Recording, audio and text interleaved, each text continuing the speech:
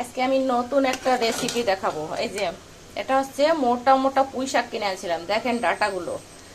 এটা কিছুটা ডাটা ভেঙে ভেঙে কাটছি, ফাড়িয়ে ফাড়িয়ে কাটছি, নাহলে পরে আবার এত মোটাশি হবে না।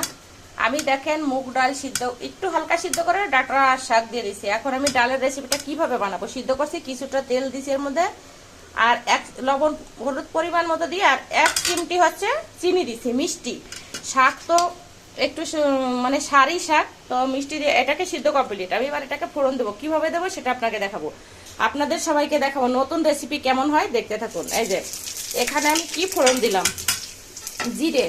যেহেতু আমি মুগ ডাল দিছি, এখানে 5 ফোড়ন দেওয়া যাবে না। তো সেই ক্ষেত্রে আপনারা হয়তো মনে মনে ভাবেন আমি সব কিছুতে 5 ফোড়ন দিয়ে রান্না করি, তা নয়। এই দেখেন আমি কিভাবে করলাম। এই যে ফোড়ন দিয়ে দিলাম। আমি একবারে অতটা ঢালতে পারবো না, আমার হাত পুড়ে যেতে পারে, এই কারণে আমি সুন্দর করে এটাকে ঢেলে দিলাম হাতা দিয়ে।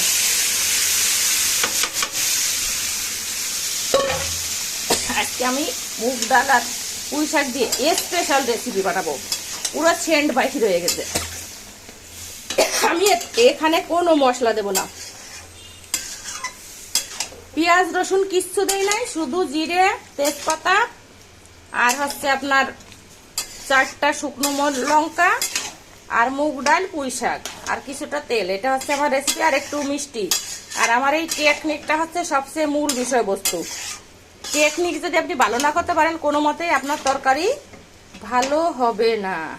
তো দেখেন আমি এবার সোমবারা দিয়ে ফেলছি, এবার আমি একটু চাটা দিয়ে দেখবো। আর একটু ফুটা লবণ দিতে হবে, অল্প একটু, 1 চিমটি লবণ দিতে হবে, তার কারণ একটু নুন কম হয়ে গেছে। শাকে অবশ্য নুন দিতে নাই, বেশি নুন দিলে শাকে ভালো হয় না, নুন কাটা হয়ে গেলে ভালো হয় না, অল্প একটু দিলাম সীমিত পরিমাণে। আর আরেকটা বিষয়বস্তু হচ্ছে, শাকে কখনো বেশি হলুদ দিবেন না। আপনারা রান্নার সময় শাকে যদি বেশি হলুদ দিয়ে ফেলেন, তাহলে মনে করবেন আপনার তরকারি আজকে শেষ, কালার লাগবে না। এই যে দেখেন রান্নাটা কিরম থকথকা হয়ে গেছে, দেখেন দেখছেন। আর এই ডাটা তো আগেই সিদ্ধ হয়ে গেছে। আমি এবার ফোড়ন দিয়ে সোমবারা দিয়ে দিলাম, যেটাকে বলে বাগার দিয়া, মুসলিমরা বলে বাগার দিছি, তেলের পর দিছি, এই নানা কথা বলে, ঠিক আছে। তো দেখেন আমার তরকারির কালার কেমন হয়েছে, দেখছেন খুব সুন্দর হয়েছে। এটা এত স্বাদ হবে খেতে, আমি খেয়ে দেখছি। তো আজকে ভাবছি টম্পা বলে মোটা শাক কেমন দেখাবে, ভালো লাগবে না, তো দেখাবো টম্পাকে যে আমি কেমন রান্না করি, অল্প একটু খাওয়াই দেখাবো। তো আপনারা আমার ইউটিউব চ্যানেলটাকে সাবস্ক্রাইব করে দেবেন, আর আমার পেজটাকে ফলো করবেন। আমার চ্যানেল হচ্ছে রিতানাক ডেইলি ব্লগ, ইংরেজিতে RITA একটু স্পেস দিয়ে এনেছি। আর আমার পেজ হচ্ছে মিথিলা বোস, ময়ূরশী থরশীল আকার একটু স্পেস দিয়ে বকার দন্তেশ্ব।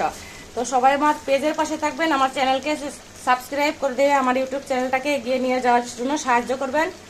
সবাইকে অনেক অনেক ধন্যবাদ। আমি জানি আপনারা সবাই আমার পাশে আছেন, আপনারা আমাকে প্রচুর প্রচুর কমেন্ট করেন, আপনারা আমাকে অনেক ভালোবাসেন, অনেক সম্মান করেন, শ্রদ্ধা করেন। কেউ আবার ঝগড়াও করে আমার সাথে, সবাই যে করে তা না, কেউ ঝগড়াও করে, তার ঝগড়া করে যারা তারা আমার বন্ধু। তো করুক না ঝগড়া, বন্ধু যখন ঝগড়া করে তখন ভালোই লাগে, সেটা কোনো সমস্যা নাই। আর আমি ঝগড়াকে অত অপছন্দ করি না, করতে থাকুক। আমাকে নিয়ে যদি কেউ ঝগড়া করে সমস্যা কি। তো সবাই ভালো থাকেন, সুস্থ থাকেন, এখনকার মতো রাখছি। আমার পুঁই শাক আর মুগ ডালের তরকারি কেমন রান্না ঠিক হলো কিনা আপনারা কমেন্টে বলে যাবেন, আর প্রয়োজনে একটু খাইয়ে দেখবেন। Bye bye.